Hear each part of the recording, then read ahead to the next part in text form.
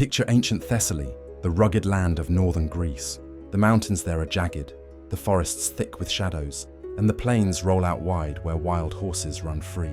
It's here, they say, the first centaurs were born. Creatures that would forever straddle the line between civilization and savagery. The tale begins not with the centaurs themselves, but with a man, King Ixion of Thessaly. Ixion was no ordinary king. He was powerful, wealthy, but also reckless, arrogant, and ungrateful. He made enemies quickly, and one of those enemies was none other than Zeus, king of the gods. Ixion had already committed one unforgivable crime. He murdered his father-in-law, not in self-defense, not by accident, but deliberately, in cold blood. This act placed him among the cursed, men stained by kinslaying. But Zeus, for reasons unknown, perhaps pity, perhaps curiosity, decided to grant Ixion forgiveness. The king of the gods invited Ixion to dine at Olympus, among the immortals themselves.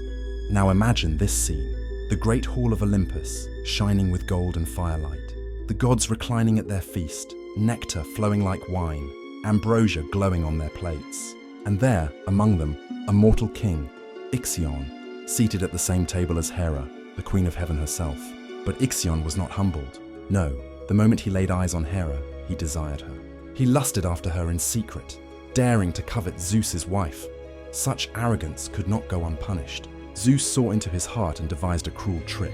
He shaped a phantom, a cloud made to look exactly like Hera. This phantom was called Nephele, which literally means cloud. Ixion, thinking he had succeeded in seducing the queen of the gods, lay with this false Hera. And from that union, from lust, cloud, and crime, was born Centauros, the first of his kind. Now Centauros was not a being of nobility.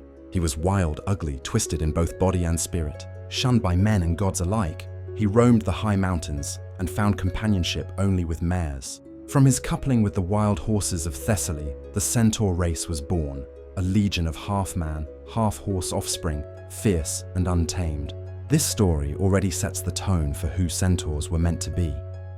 Children of arrogance, lust, and the untamed wilderness. Not created in love or order, but in deception and bestial desire. That's why, in so many myths, they are shown as drunkards, raiders, and destroyers.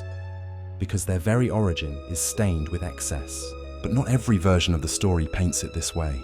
Some poets soften the tale. In certain versions, centaurs were born not of lust, but of Poseidon, the god of the sea, and a mare. Poseidon, master of horses, often took equine form. In this telling, the centaurs were less cursed and more elemental. Children of the sea